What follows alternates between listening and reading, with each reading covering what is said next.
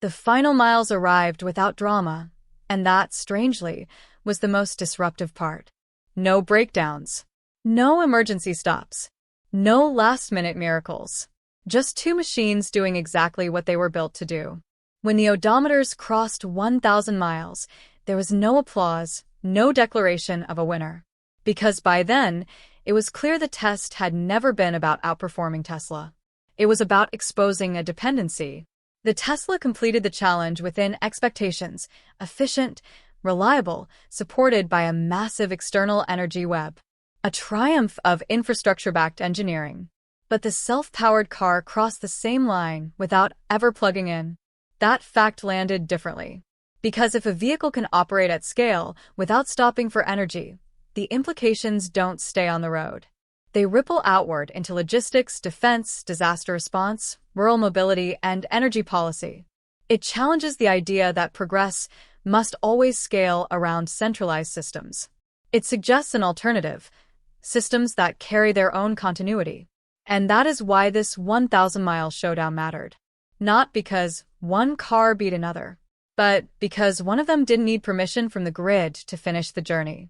And once that idea exists in the real world, it doesn't disappear. It waits. It evolves. It follows the road outward, into boardrooms, policy rooms, and engineering labs where long-standing assumptions suddenly feel less stable. Because the moment stopping becomes optional, the economic shift. Charging networks stop being growth assets and start becoming transitional tools. Range anxiety fades, not because batteries improved, but because the entire dependency chain loosened. Routes no longer need to orbit infrastructure. Mobility becomes linear again. That's unsettling. For manufacturers, it forces a recalculation of value. If energy autonomy becomes part of the vehicle itself, what differentiates brands? Software? Safety? Materials? Control systems? The competitive map changes overnight. For governments, it raises quieter questions. Energy independence at the vehicle level reduces demand predictability. Tax structures tied to fuel and charging begin to blur. Regulation struggles to keep pace with architectures it wasn't designed to classify. And for consumers, the shift is simpler but deeper. No planning around stations. No waiting. No invisible clock running in the background of every trip. Just movement. This is why the 1,000-mile challenge didn't end with headlines or celebrations. It ended with silence, the kind that follows a realization. Because once a system demonstrates it can operate outside the framework everyone else depends on, the framework itself becomes optional.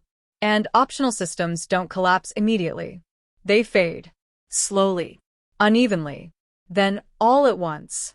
Somewhere beyond the cameras and commentary, engineers are already asking harder questions. Investors are rereading assumptions. Competitors are deciding whether to dismiss what they saw or prepare for it. Because challenges like this don't rewrite the future overnight. They mark the moment the future stops asking for permission. One path leads to resistance. To explanations framed as anomalies, controlled conditions, special cases. To the familiar comfort of saying, this won't scale. History is full of those moments, when something works once, and the world rushes to explain why it shouldn't matter. The other path leads to quiet adaptation. Because beneath the public skepticism, something else is already happening. Teams are replaying the data. Not the highlight moments, but the uneventful ones. The hours where nothing went wrong. The miles where no intervention was required. Those are the most dangerous data points of all. In traditional EV testing, stability without input is rare. Systems are designed to manage depletion, not ignore it. So, when engineers see long-duration operation without the expected trade-offs, they don't argue online. They take notes. They ask where the energy balance is closing. They look for hidden dependencies. They examine whether the system is harvesting, recycling, amplifying, or redefining energy flow altogether. And when answers aren't obvious, curiosity replaces dismissal. Because breakthroughs don't usually announce themselves as revolutions. They arrive as inconveniences, forcing everyone else to explain why the old rules still apply. Meanwhile, outside the labs, the conversation spreads differently. Not in technical language, but in stories. A delivery route completed, without stops. A long-distance drive planned, without chargers. A vehicle that doesn't ask where the grid ends. These aren't spec sheets. They're experiences. And experiences travel faster than white papers. As more miles accumulate beyond the original challenge, the test quietly continues, without a stopwatch, without an audience. Every uninterrupted journey adds weight. Every normal day chips away at the idea that this was a one-time event. Because the true measure of disruption isn't spectacle, it's repetition. And somewhere down that uninterrupted road, another question is forming, one that hasn't been asked publicly yet, but soon will be. They didn't announce it as a race. No banners. No sponsorships. No live stream countdown. Just two cars, the same roads, and a single number that would expose everything. 1,000 miles. On one side, a Tesla, backed by a decade of dominance, billions in R&D, and the most mature charging network on Earth. On the other, a self-powered vehicle, no supercharger map, no charging stops planned, and no promises made publicly. Only one rule: drive until the distance is complete. From the very first mile, the contrast was obvious.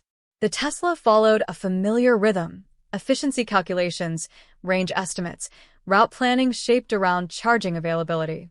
Every decision was strategic, optimized, controlled. The self-powered car moved differently. No range anxiety.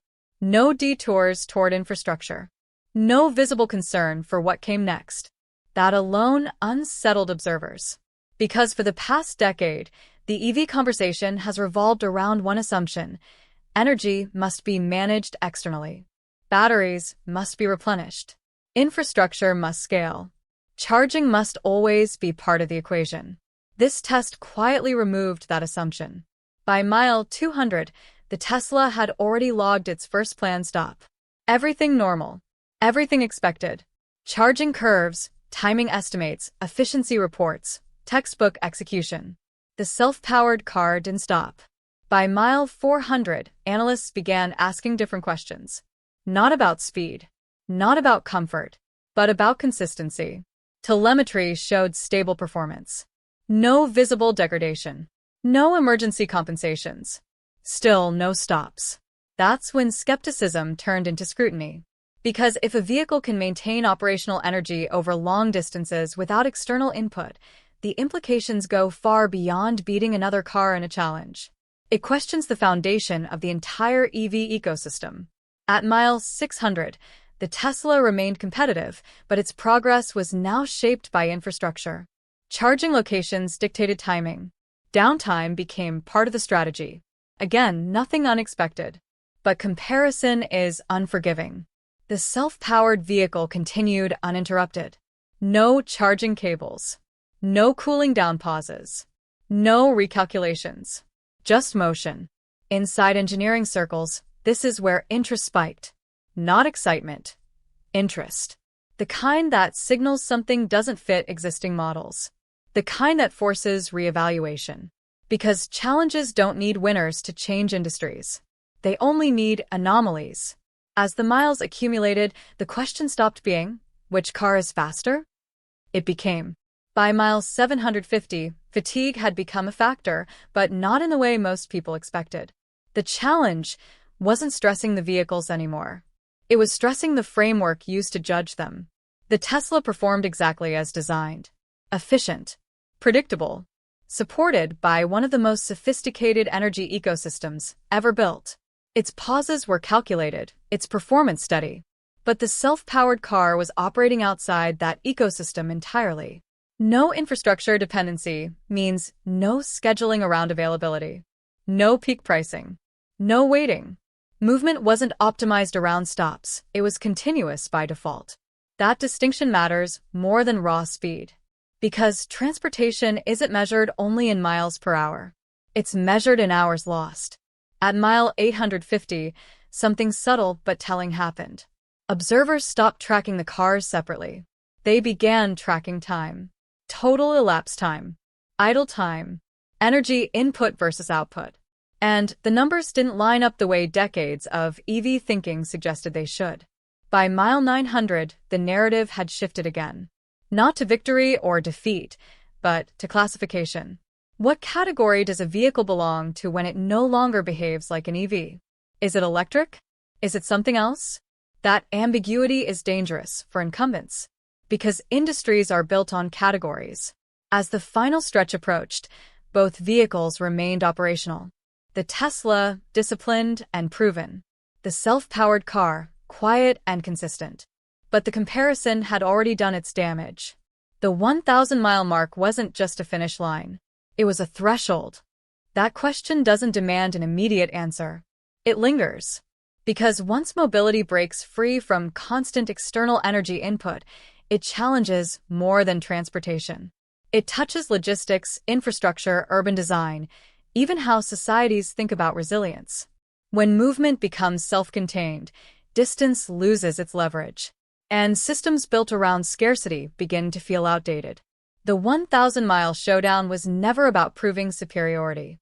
It was about revealing possibility, about showing that a different architecture, one built around continuity instead of replenishment, can exist in the real world. Whether it scales tomorrow or takes a decade is almost beside the point. The idea now exists. And ideas like this don't compete head-to-head. They wait.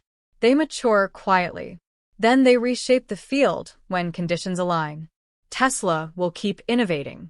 Charging networks will expand. Traditional EVs will continue to dominate the present. But somewhere in parallel, another path has been opened. One where vehicles don't ask where the next stop is. One where motion isn't negotiated. One where the road doesn't come with conditions attached. That path may not replace everything, but it doesn't need to.